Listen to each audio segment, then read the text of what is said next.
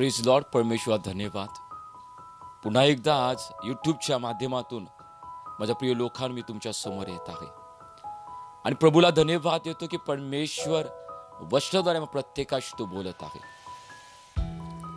देवाचं वचन ग्रहण करण्याच्या द्वारे आमचं अंतरात्मा नवीन होतो. आमच्या जीवनामध्ये वागण्यामध्ये वेगवेगळे बदल घडतात जे देवाला आवडतात. म्हणून माझ्या प्रिय लोकांनी लक्षात ठेवा की देवाचं वचन नेहमी आम्ही ऐकणं आणि स्वीकारणं हे महत्वाचं आहे. आज सुद्धा परमेश्वराचा निरोप मी तुमच्याकडे घेऊन आलेलो आहे प्रियानो. आणि देव आज त्याच्या पवित्र वचनाद्वारे तो आमच्याशी काय बोलतो. आज माझा संदेशाचा शीर्षक आहे सैतान आमच्या जीवनामध्ये काय येतो. वेगवेगळे कारण त्याला असू शकतात, वेगवेगळ्या गोष्टी त्याला असू शकतात आमच्या जीवनात तो प्रवेश करण्याच्या द्वारे. आज अशा काही गोष्टी आम्ही पाहणार आहे ज्या महत्वाच्या आहेत की सैतान त्या गोष्टी आमच्या जीवनामध्ये काढून घेण्यासाठी, त्या गोष्टी आमच्या जीवनामध्ये टाकण्यासाठी तो येतो. काही गोष्टी आम्ही वचनातून पाहणार आहोत. योहान याचा 10वा अध्याय आणि 10व्या वचनामध्ये पहिली गोष्ट आम्ही पाहूया. त्या ठिकाणी वचन काय सांगतं. योहान याचा 10वा अध्याय आणि 10वं वचन. चोर येतो तो केवळ चोरी, घात व नाश करावयास येतो. मी तर त्यांना जीवन प्राप्ती व्हावी व ती विपुलपणे व्हावी म्हणून आलो आहे. वचन सांगतं प्रियाने या ठिकाणी. योहान म्हणतात की चोर येतो. सैतानाला एक जे नाव आहे चोर, कितर वेगवेगळे नाव पवित्र शास्त्र त्याला देतं. त्यातील एक नाव जे आहे तो चोर. वचनाची सुरुवात होते चोर जो येतो तो चोरी करण्यास, घात करण्यास आणि नाश करण्यास येतो. माझ्या प्रिय लोकांनो, सैतान हा विश्वासणाऱ्या लोकांच्या जीवनामध्ये लगेच त्याचा घात करत नाही. तर पहिला तो चोरतो. तो काय चोरतो. माझ्या प्रियानो, जेव्हा आमचा जन्म नवा जन्म होतो, पापाचा पश्चाताप करण्याद्वारे नवीन जन्म आम्हाला प्राप्त होतो आणि त्या दिवसापासून जेव्हा आम्ही प्रभू बरोबर बाप्तिस्म्याद्वारे जेव्हा आम्ही करार करतो, आत्मिक जीवनामध्ये आत्म्याची फळ येण्यासाठी सुरुवात आमच्या जीवनामध्ये होते जेव्हा नवा जन्म आमचा होतो. प्रियानो, नवा जन्म हा आत्मिक फळाच्या झाडाचं बीज आहे. ज्याचा नवा जन्म झाला नाही, माझ्या प्रिय लोकांनो, त्याला आत्मिक फळ कधी येऊ शकत नाही. का नवा जन्म होणे म्हणजे देहाच्या कर्माला मारणे. म्हणून लक्षात असू दे, आत्म्याच्या फळासाठी नव्या जन्माचं बीज आमच्या जीवनामध्ये असणं महत्वाचं आहे. मग जेव्हा आत्मिक फळामध्ये फळ येण्याच्या जेव्हा सुरुवात होतात, विश्वासणाऱ्या लोकांच्या जीवनामध्ये सैतान जर काय चोरत असेल ते आत्मिक फळ चुरायला सुरुवात करतो. आत्मिक फळ आम्हाला माहित आहे. गलती कराच्या पुस्तकामध्ये 5व्या अध्यायामध्ये 22-23 वचनामध्ये लिहिलं जातं आत्म्याची फळं. 9 प्रकारची फळं आम्हाला ठाऊक आहेत, माहित आहेत प्रियानो. चांगुलपणा असेल, विश्वासूपणा असेल, सौम्यता असेल, ममता असेल, इंद्रिय दमन असेल, अशाच्या नाव वेगवेगळे आत्म्याची फळं आहेत. ती सैतान एक एक आमच्या जीवनामध्ये चोळण्यास सुरुवात करतो.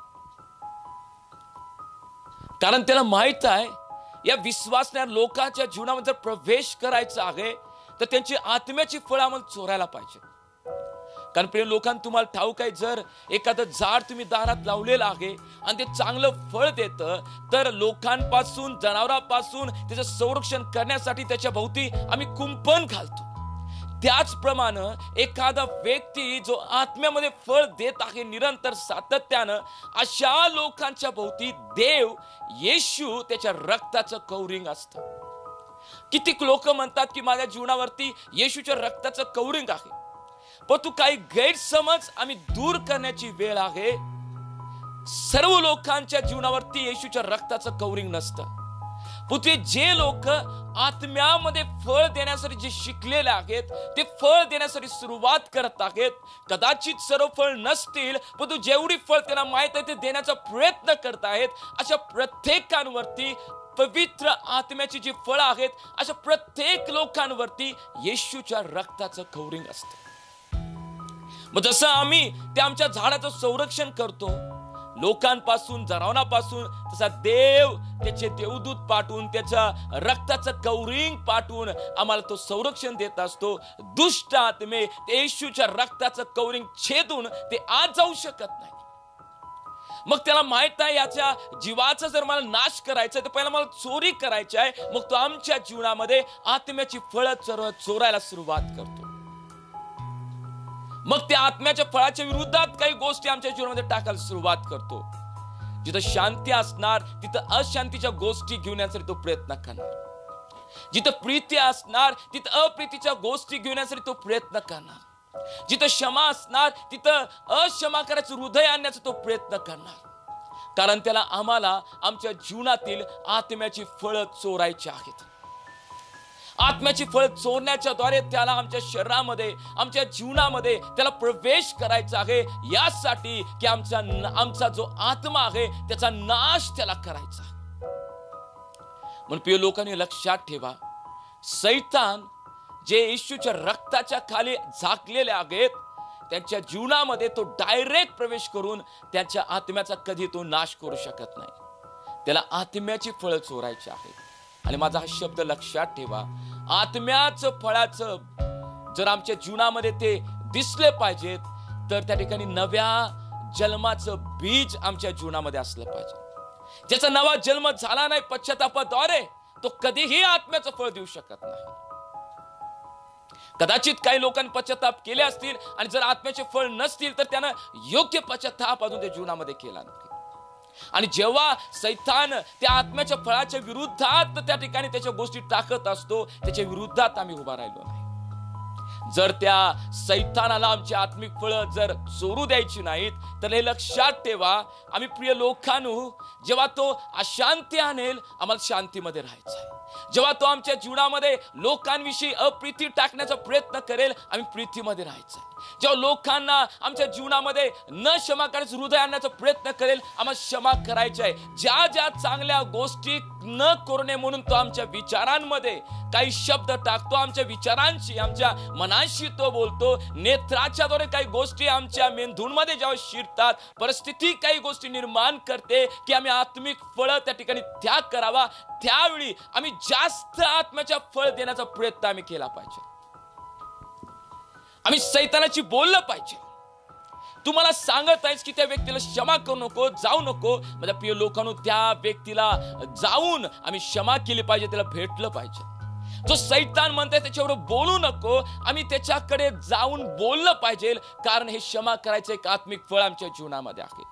प्रभू म्हटलं आपल्या शत्रूवरती प्रीती कर, शैतान मला प्रीती करू नको. कारण तो असा वागला, त्यानं तसं केलं, निंदा केली, कुचेष्टा केली, चाडी केली तुझ्या विरुद्धात, वेगवेगळे कट कारस्थान केले. जेव्हा तो बोलेल त्याला त्याच्याशी बोललं पाहिजे. जर तुम्हाला आत्मिक फळ द्यायचं आहे त्याला बोललं पाहिजे, तुम्ही म्हटलं पाहिजे नाही मी त्याला क्षमा करतो, मी त्यासाठी प्रार्थना करतो, माझ्या खुल्या अंतःकरणाने मी त्याच्याशी बोलतो. पवित्र आत्मा असणं चांगलं आहे. पण माझा प्रश्न तुम्हा प्रत्येकाला आहे प्रियानो, काही आत्म्याची फळं तुमच्यामध्ये आहेत काय? पवित्र आत्म्याच्या द्वारे आम्ही अन्य भाषांमध्ये बोलत असेल, पवित्र आत्म्याच्या द्वारे आम्ही संदेश प्रभावित सांगत असेल, पवित्र आत्म्याच्या द्वारे सुंदर प्रार्थना मी करत असेल, पण तू आज माझा प्रश्न तुम्हाला आहे, काय आत्म्याची फळं आहेत काय? पवित्र आत्मा आत्म्याच्या फळाशिवाय शून्य आहे. आत्म्याच्या फळाशिवाय काही आम्हाला म्हणता येणार नाही की हा व्यक्ती पवित्र आत्म्याने भरलेला आहे. जर त्याच्या जीवनामध्ये आत्म्याची फळं नसतील तर आम्ही त्या ठिकाणी काय विचार करू अशा व्यक्तीला की जो म्हणेल मी पवित्र आत्म्याने भरलेला आहे.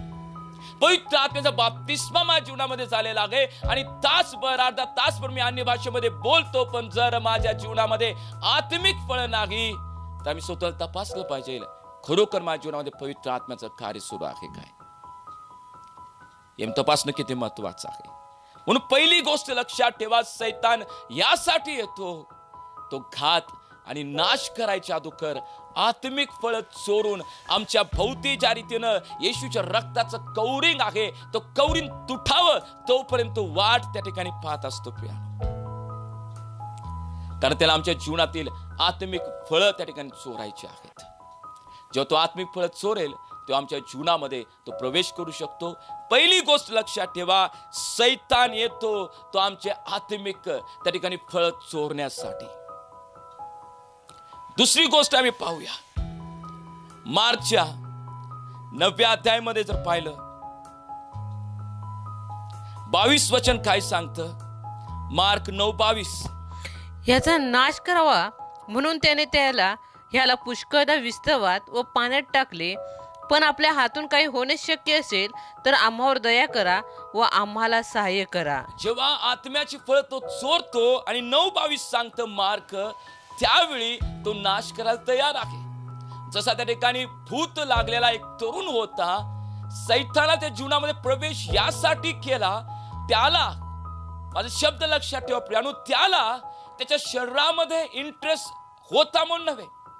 सैतानाला मनुष्याच्या शरीरामध्ये इंटरेस्ट आहे असं नाही आहे, त्याला आत्म्यामध्ये इंटरेस्ट आहे, परंतु शरीराच्या द्वारे तो कार्य करून आत्म्याचा नाश करतो, आत्म्याला तो संपवतो. म्हणून त्यानं पकडलं आणि त्याचा उद्देश होता की त्याचा नाश करावा, मग विस्तवात आणि पाण्यामध्ये त्याला तो टाकत होता.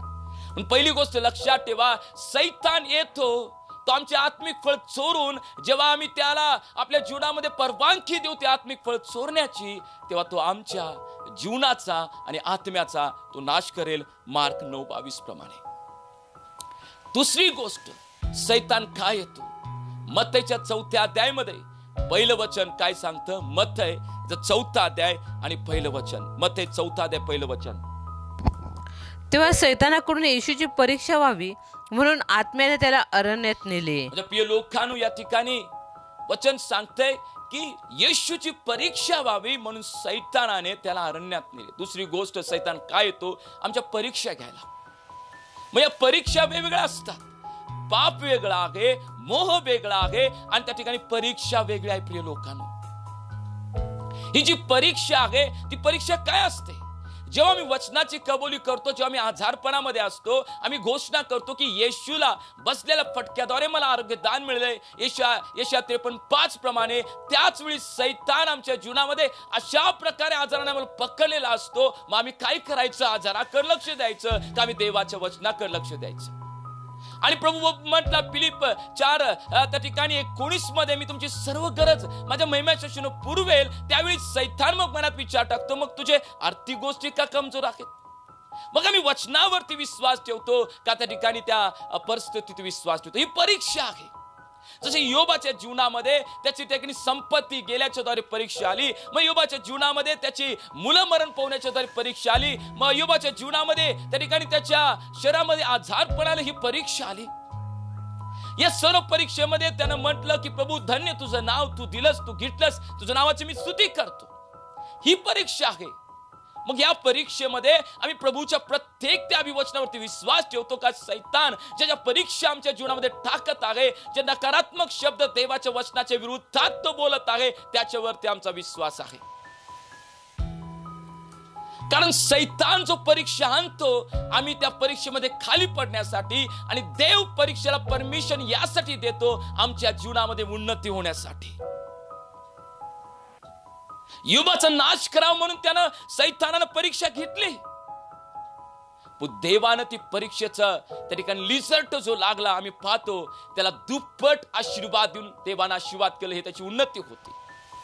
मग शद्रक मेशक अबेदnego असेल ज्यांना अग्नीच्या भट्टीत टाकलं होतं, ही परीक्षा होती. त्या परीक्षेमध्ये प्रभूच्या अभिवचनावरती ते उभे राहिलेत आणि वचन सांगते जेव्हा त्यातून वाचलेत, राजानं त्यांना प्रमोशन दिलं. मग आम्हाला माहित आहे दानिएलच्या 6व्या अध्यायामध्ये त्या ठिकाणी दानिएलला सुयाच्या गुव्यात टाकली, ही परीक्षा होती. तो म्हटला परमेश्वर मला सर्व संकटातून सोडायला समर्थ आहे, ही परीक्षा होती. आणि मग त्या परीक्षेमध्ये तो उतरला आणि त्या परीक्षेमध्ये तो पडला नाही, तो पास झाला, उन्नती झाली. आणि वचन सांगते की राजानं त्याचं प्रमोशन केलं. हा माझा शब्द पुन्हा लक्षात ठेवा प्रियानो, की सैतान जो परीक्षा देतोय आम्हाला खाली पाडण्यासाठी आणि देव परीक्षेला परवानगी यासाठी देतोय, आमची उन्नती होण्यासाठी. किती लोकांना मग इच्छा आहे की होय प्रभू माझ्या जीवनात त्या परीक्षा येऊ देत, प्रभू माझ्या जीवनात त्या परीक्षा येऊ देत. आणि प्रिय लोकांनो, त्या परीक्षेमध्ये जर आम्हाला पास व्हायचं आहे, एक गोष्ट लक्षात ठेवा. जर पौल म्हटला की देवा मी हे केलं ते मी नव्हे प्रभू, माझ्या ठाई बसणाऱ्या कृपेनं तर केलेलं आहे. जर तुम्ही प्रभूच्या कृपेवरती अवलंबून आहात, जर परमेश्वराच्या कृपेवरती तुमची नजर आहे, तुमच्या प्रत्येक परीक्षेमध्ये तुम्ही पास होणार, कारण त्याची कृपा पुरे आहे आम्हाला पास करण्यासाठी. जर एखादा व्यक्ती जो शाळेत जात असेल आणि वर्षानुवर्ष त्याच ते वर्गामध्ये तो बसत असेल, परीक्षा आली त्यानं परीक्षेमध्ये पास झाला नाही, ती परिस्थिती काय असेल प्रियानो? लोक कशा प्रकारे त्याच्याकडे हसत असतील, लोक कशी कुचेष्टा करत असतील. त्याच रीतीनं आम्हाला जेव्हा परीक्षा येतात आणि त्या परीक्षेमध्ये आम्ही उभा न राहता, आम्ही वचनावरती उभा न राहता, आम्ही जेव्हा पडतो वर्षानुवर्ष आत्मिक क्षेत्रामध्ये एकाच ठिकाणी जेव्हा आम्ही असतो, सैतान दुष्ट आत्मे आमच्याकडे पाहून हसत असतात की हा अजून तिथंच आहे, आत्मिक जीवनामध्ये तिथंच आहे. म्हणून पौल म्हटला एवढ्या काळात तुम्ही शिक्षक व्हायचा त्या ठिकाणी पाहिजे होता, परंतु अजून सुद्धा तुम्हाला कोणीतरी मुळाक्षर शिकवायची गरज आहे. अजून सुद्धा तुम्हाला जड अन्न चालत नाही, अजून तुम्हाला दूध पाहिजे आहे. का?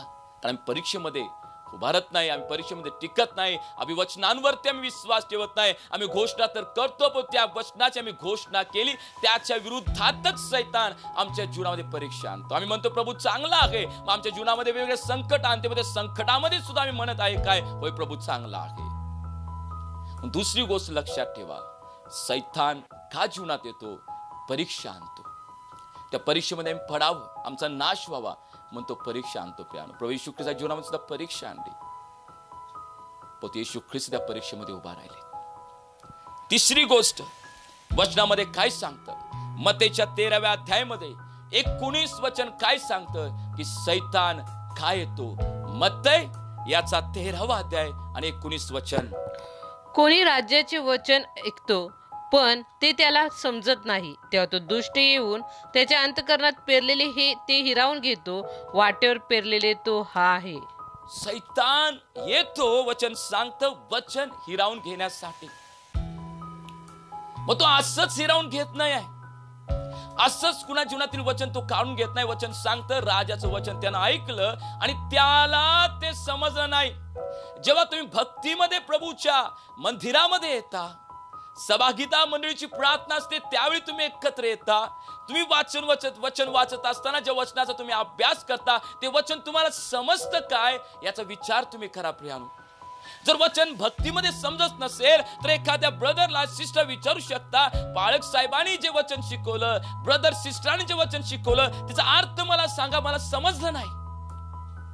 किंवा तुम्ही फोन लावू शकता, पाळक साहेब मला हे वचन शिकवलं नाही, तुम्हाला काय सांगायचं होतं? वचन सांगते सैतान वचन काय हिरावून घेतलं, कारण त्याला माहित होतं की याला हे समजलं नाही आणि त्यानं त्याच्याकडे लक्ष दिलं नाही. आज मंदिरामध्ये लोक येतात आणि त्या आत्म्यामध्ये बलवान का होऊ शकत नाहीत, सैतान ते का हरू शकत नाही, का त्याच्या जीवनामध्ये वचन नाही. आणि वचन का राहत नाहीत? जेव्हा संदेश सांगला जातो तिथून आलेलं एका देवाच्या सेवकाचं, एखाद्या सेविकाचं वचन त्यांना ते समजत नाही आणि न समजल्यामुळे सुद्धा त्याचं चिंतन मनन न करता ते विसरून जातात, लक्षात राहत नाही. अहो संदेश काय सांगितला होता? खूप चांगला संदेश सांगितला पाळक साहेबांनी, सिस्टरनी खूप चांगला संदेश दिला, पण तू काय सांगितला हो पण तू लक्षात नाही, सांगितला हो बोलले तो पण तू लक्षात नाही. का ते वचन त्यांना समजलं नाही. समजून घेण्यासाठी शेजारी असलेल्या लोकांना विचारलं नाही, चर्चमध्ये असलेल्या ब्रदरना विचारलं नाही, सिस्टरना विचारलं नाही, सेवकाला विचारलं नाही, सेविकेला विचारलं नाही, म्हणून सैतान ते जीवनातील वचन काढून घेतो. कधी कधी आम्हाला वचनाची व्हॅल्यू माहित नसते, पण ते लक्षात ठेवा सैतानाला त्या वचनाची व्हॅल्यू माहित आहे. जर सैतानाला तुम्हाला हरवायचं आहे तर वचन तुमच्याकडे असलं पाहिजे, कारण इब्री 4:12 वचन सांगतं की देवाचं वचन हे दुधारी तलवारी आहे. जर सैतानाला हरवायचं आहे, ज्याच्याकडे ते वचन असेल तो सैतानाला हरवू शकतो. जर वचनच आमच्याकडे नाही आहे, आम्ही कसं सैतानाला हरवू? म्हणून कितीतर लोक त्या ठिकाणी बार लगातार पापामध्ये पडतात, मोहामध्ये पडतात. सैतान जेव्हा पाच टाकते पाशामध्ये पडतात का? कारण वचनाची तलवार त्यांच्या जीवनामध्ये नाही. माझ्या प्रिय लोकांनो, देवाच्या वचनाची तलवार आमच्या जीवनामध्ये असावे, यासाठी जेव्हा वचन तुम्ही ऐकाल, कुठल्याही सभामध्ये गेले असताना, मंडळीमध्ये रविवारच्या भक्तीला असताना, ऑनलाईन प्रार्थना असतील त्याला ते वचन तुम्ही समजून घेतलं पाहिजे, ते चिंतन मनन केलं पाहिजे. तेव्हा जेव्हा चिंतन मनन करशीला ते सैतान वचन हिरावून घेऊ शकत नाही. ज्यानं वचन ऐकलं आणि ते वचन त्याला समजलं नाही, वचन सांगतं सैतानानं ते वचन त्या जीवनातून हिरावून घेतलं. वचन तलवार आहे प्रियानो, वचन तलवार आहे. ती तलवार वापरायला शिका. ती तलवार त्या ठिकाणी तुमच्या जीवनामध्ये असावी, यासाठी वचनाचं रहस्य तुमच्या जीवनामध्ये असलं पाहिजे. वचनाची ताण वचनासाठी तुमच्या जीवनामध्ये असली पाहिजे, आणि मग तुम्ही सैतानाला हरवू शकता, त्याला पळवून लावू शकता, कारण वचनाची तलवार तुमच्याकडे आहे. म्हणून जेव्हा कधी तुम्ही मंदिरामध्ये ते वचन समजत नाही, विचारा, फोन लावा चर्च सुटल्यानंतर, अहो हे मला समज नाही, मला समजून सांगा. सैतान वचन हिरावून घेणार नाही.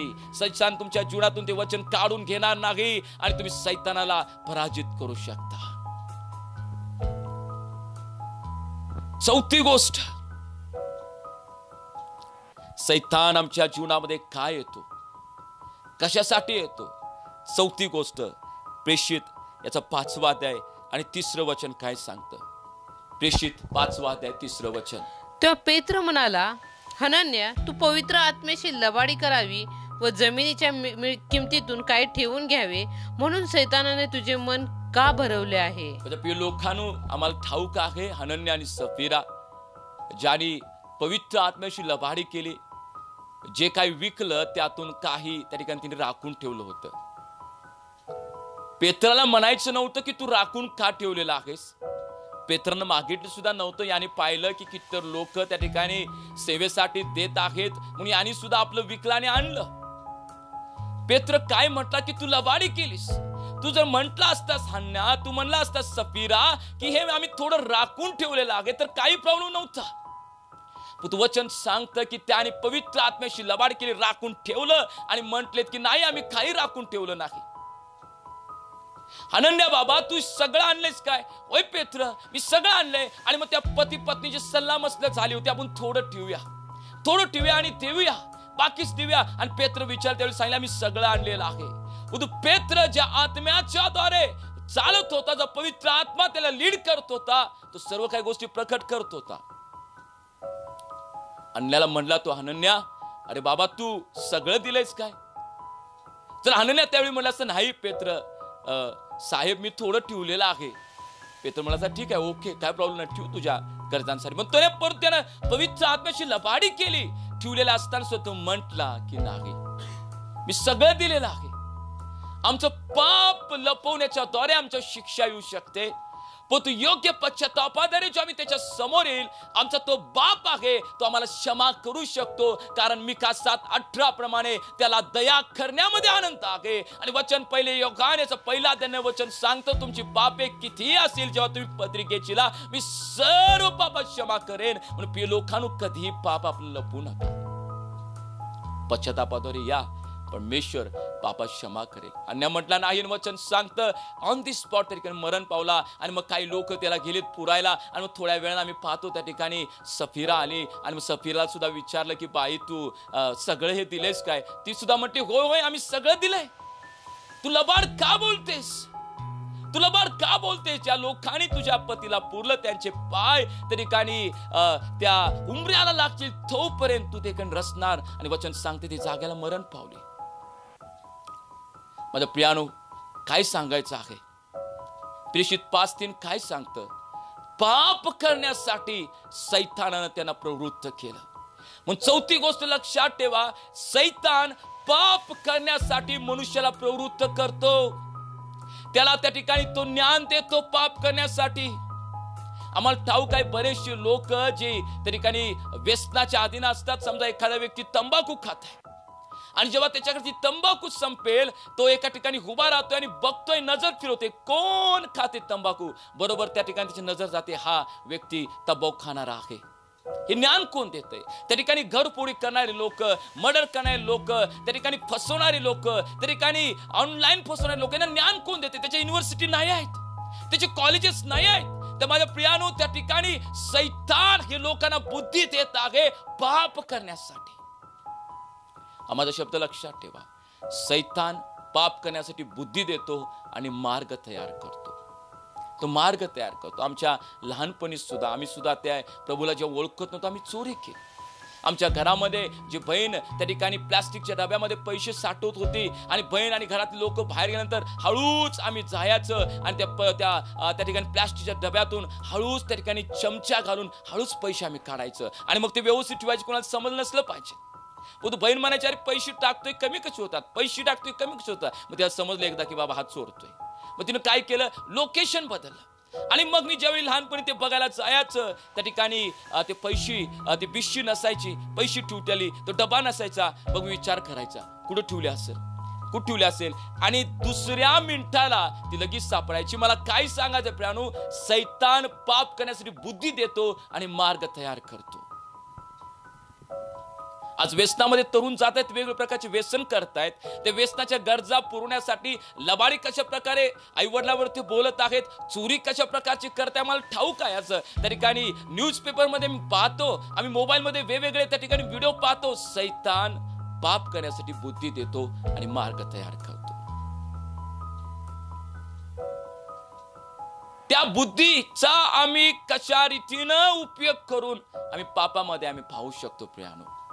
एखादा दारू पिणारा व्यक्ती तो बरोबर दारू पिऊन येतो आणि घरात लोकांना समजू नये म्हणून त्या ठिकाणी तोंडाचा वास येऊ नये म्हणून वेगवेगळे पदार्थ तो खाऊन येतो. एखादी मुलगी एखाद्या मुलावर चॅटिंग करत असताना एका कोपऱ्यात मोबाईलवरती बसून वेगवेगळ्या प्रकारे चॅटिंग करत असते आणि मग आई वडिलांना ते समजत नाही, मुली अभ्यास करायला, मुलगा अभ्यास करायला वाटतं. मग ते ज्ञान बुद्धी कोणी दिली? एखादी लहान लेकर जेव्हा शाळेत जातात, शेजारच्या असलेल्या एखाद्या मुलापासून एखाद्या मुलीपासून पेन्सिल आणि पेन चोरून येतात आणि आई वडिलांना सांगतात मला सापडलं. हे खोटं बोलण्याची बुद्धी कुणी दिली? वेगवेगळे आज आमच्या देशामध्ये घोटाळे सुरू आहेत. ते घोटाळे करण्याची त्या लोकांना बुद्धी कुणी दिली? सैतान लोकांना बुद्धी देतो आणि मार्ग सुद्धा तयार करतो. काही लोक अडाणी असतात आणि मग ते व्हिडिओ बघतात मोबाईलवरती, जे घाणेरडे व्हिडिओ असतात. मग त्याला इंग्लिश येत नसतं पण तो बरोबर ते इंग्लिश टाईप करतो त्या गुगलला, त्या युट्यूबला आणि बरोबर ते वाईट व्हिडिओ त्या समोर येतात. ही बुद्धी आली कुठून? सैतान पाप करण्यासाठी बुद्धी देतो. आई वडिलांना खोटं बोलून कसं शांत करायचं आजच्या तरुणाला माहित आहे, कारण सैतान बुद्धी देतो पाप करण्यासाठी, मार्ग तयार करतो पाप करण्यासाठी. म्हणून चौथी गोष्ट लक्षात ठेवा माझ्या प्रियानो, की सैतान जो येतो मनुष्याला पापात पाडण्यासाठी, प्रवृत्त करतो पाप करण्यासाठी आणि मग ती बुद्धी आणि त्या ठिकाणी मार्ग देतो. आज अशी वाईट बुद्धी आम्हाला नको. या सैतानाला आम्ही ओळखूया, त्याच्या कार्याला आम्ही ओळखूया, तो कशासाठी येतो. एका ख्रिस्ती व्यक्तीच्या जीवनामध्ये, एखाद्या अविश्वासलेल्या व्यक्तीच्या जीवनामध्ये कशा प्रकारे तो कार्य करत असतोय, हे 4 मुद्दे आज तुम्ही पाहिलेले आहात. पहिला मुद्दा आम्ही पाहिला, चोर येतो तो चोरी करायला. आत्म्याची फळं त्याला चोरायची आहेत म्हणून तो आलेला आहे, याच्यासाठी की येशूच्या रक्ताचं कवरिंग तुटावं. आम्हाला माहित आहे की आम्ही सुद्धा एखादं झाड आम्ही लावत आहोत आणि वर्षानुवर्ष त्याला जर फळ येत नसेल तर तो व्यक्ती काय करतो, ते झाड तोडतो आणि अग्नीत टाकतो. म्हणून मत्तईच्या पुस्तकामध्ये वचन सांगतं, प्रत्येक झाडाशी त्या ठिकाणी त्याच्या मुळाशी कुडाळ ठेवलेला आहे, जे झाड फळ देत नाही ते तोडून अग्नीत टाकलं जाईल आणि फळ देणाऱ्या झाडाची त्या ठिकाणी राखण केली जाते. कोणत्या प्रकारचं झाड तुम्ही आहात विचार करा प्यानो. गेल्या काही वर्षांमध्ये तुम्ही आत्मिक फळ देत होता काय? आता तुमच्या जीवनामध्ये फळं नाहीत काय? शांतीचं, प्रीतीचं. मी पुन्हा सांगतो प्यानो, आमच्याकडे पवित्र आत्मा आहे, आम्ही निरनिराळ्या भाषांमध्ये बोलत आहोत, आम्ही संदेश सांगत आहोत, पण जर आत्म्याची फळाची जोड त्याला नाही आहे, सर्व गोष्टी व्यर्थ ठरतील.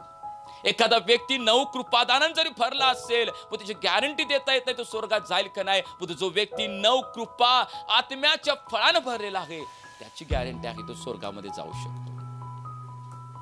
कृपादानासाठी आम्ही झटतो, की तर लोक कृपादानासाठी उपवास प्रार्थना सुद्धा करतात, कृपादानासाठी परमेश्वराकडे मागतात.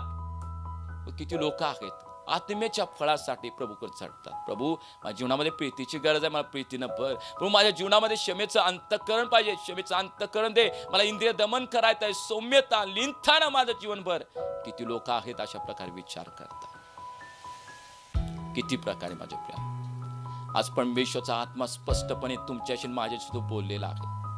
आत्म्याची फळं आमच्या जीवनामध्ये आहेत काय, आणि ते आत्म्याची फळं चोरायलाच सैतान येतो, जेणेकरून आमच्या जीवाचा त्याला नाश करायचा आहे. परीक्षा व्हावी म्हणून सैतान आमच्या जीवनामध्ये तो येतो, परीक्षा घ्यावी आणि त्या परीक्षेमध्ये पडाव म्हणतो येतो. आणि मी म्हटलं की देव परीक्षेला परवानगी यासाठी देतो, आम्हाला उन्नती द्यायची आहे परमेश्वरला. शद्रक मेशक अबेदनगो असेल, डॅनियल असेल, योसेफ असेल, यांना वेगवेगळ्या परीक्षातून जायला लागलं, योबला जायला लागलं, पण प्रभूने त्या परीक्षेमध्ये त्यांना उन्नती दिली. तिसरी गोष्ट पाहिली, आम्ही वचन तो हिरावून घेतो. जी वचन तलवार आहे, आणि जर ते वचन आमच्याकडे नसेल तर आम्ही सैतानाला कधी हरवू शकत नाही. आणि ज्यानं वचनाचं चिंतन मनन केलं नाही त्याच्या जीवनातूनच ते वचन चोरलं जाईल, आणि मग तो त्या व्यक्तीचा नाश करण्यासाठी त्याला मार्ग मोकळे होतील. आणि चौथी गोष्ट पाहिली आम्ही, पाप करण्यासाठी सैतान प्रवृत्त करतो, ज्ञान देतो, मार्ग तयार करतो. सैतानाचे डावपेच ओळखी आम्हाला. आणि पौल म्हटला, मला त्याचे डावपेच ओळखता येतात. प्रभूने ते स्वर्गीय देवी ज्ञानबुद्धी मला दिलेले आहे, तो आत्मा मला दिलेला आहे, मी त्याचं डावपेच ओळखतो. या शेवटच्या काळामध्ये आम्ही जीवन जगत असताना आम्ही सैतानाचे डावपेच ओळखूया. या 4 गोष्टीपैकी कोणत्याही गोष्टी तुमच्या जीवनामध्ये असतील, आज ही वेळ आहे आम्ही पश्चाताप करावा, प्रभूकडे सहाय्य मागावं. प्रभू, या गोष्टीमध्ये मला विजय पाहिजे आहे. आणि विश्वास ठेवतो, जेव्हा तुम्ही आज पश्चातापाची प्रार्थना कराल, परमेश्वर तुम्हाला विजयी करेल आणि सैतानाच्या प्रत्येक त्या डावपेचावरती तुम्ही विजयी होऊन त्या ठिकाणी त्याला हरवाल. विश्वास ठेवतो. या आम्ही प्रार्थना करूया, आम्ही पश्चातापाद्वारे समोर येऊया. प्रभू, मी पश्चाताप करताय, मला त्या ठिकाणी तुझ्या साह्याची गरज आहे या पापावरती विजय मिळवायला. आमचे नेत्र आम्ही बंद करूया. पित्या, आम्ही तुला धन्यवाद देतो या वेळेसाठी. आणि वचनामध्ये तू म्हटलास योहान 10:10 मध्ये की सैतान हा कशासाठी येतो? चोरी करायला, नाश करायला, घात करायला, परीक्षेमध्ये पाडण्यासाठी, वचन हिरावून घेण्यासाठी, पाप करण्यासाठी. पित्या, आज या प्रिय लोकांशी तू बोललेला आहेस. मी प्रार्थना करताय देवा, ते वचन त्याच्या जीवनामध्ये काम करू दे, त्याचं जीवन बदलत जाऊ दे देवा. आणि पश्चाताप जेव्हा ते करत असताना त्या प्रत्येक मोहावरती, प्रत्येक परमेश्वर त्या पापावरती ते विजय होऊ द्यात. प्रत्येक परीक्षेमध्ये ते विजय होऊ द्यात देवा. देवाच्या वचनाचं चिंतन मनन करण्याचं गांभीर्य आज या वेळेला त्याच्या जीवनामध्ये येऊ दे. कारण शैतानावर लढण्याचं ते एकमेव शस्त्र आहे ज्याच्याद्वारे आम्ही सैतानाला हरवू शकतो. आज तो आमच्याशी बोलास म्हणून धन्यवाद देतो देवा. तर वचन सांगते योहान 8:32 मध्ये, सत्य तुम्हाला समजेल आणि सत्य तुम्हाला बंधनातून मुक्त करेल. जे जे पश्चाताप करताय, मी सर्वांसाठी प्रार्थना करताय प्रभू, पवित्र आत्म्याने ते भरू द्यात, पवित्र आत्म्याने ते वाढू द्यात, पवित्र आत्म्या सामर्थ्याने भरू द्यात देवा. आणि एक परमेश्वर त्या योग्य सेवक आणि सेविका त्याच्या जीवनामध्ये बनवून द्यात. आत्मे जिंकणारे ते लोक बनवून द्यात, परीक्षेमधून बाहेर काढणारे, उत्तेजन देणारे लोक ते बनवून देत येशूच्या नावात. यासाठी मी प्रार्थना करताय देवा. प्रत्येकाशी तू बोलास धन्यवाद. आम्हा सर्वांचा आत्मा जीव शरीर समर्पित करत आहे. या शेवटच्या काळात प्रत्येकाने तयार व्हावं यासाठी अधिक आम्हाला शिकवत राहा, यासाठी प्रार्थना करता देवा. सर्व आदर आणि गौरव तुला. इरम्या 3 मध्ये म्हटलास मला हाक मार म्हणजे उत्तर देईन, मग ते 7:7 म्हटलास मागा म्हणजे मिळेल. मागितलं दिलंच धन्यवाद देतो. प्रार्थना आम्ही येशूच्या नावात करतो. आमेन, आमेन, आमेन. Praise Lord. परमेश्वर आम्ही धन्यवाद देतो की परमेश्वर आमच्याशी बोललेला आहे. आणि नक्कीच प्रियानो, जर आत्मिक जीवनामध्ये पाडण्यासाठी आणि काही तुम्हाला मदतीची गरज असेल, तुम्ही नक्कीच आमच्याशी संपर्क साधू शकता. स्क्रीनवरती आमचा मोबाईल नंबर आहे. तुमच्या प्रार्थना विनंत्या आणि तुमचं त्या ठिकाणी कमेंट्स तुम्ही पाठवू शकता. मी विश्वास ठेवतो परमेश्वरनं आज तुम्हाला आशीर्वाद केलेला आहे. प्रेज लॉर्ड सर्वांना. Praise Lord.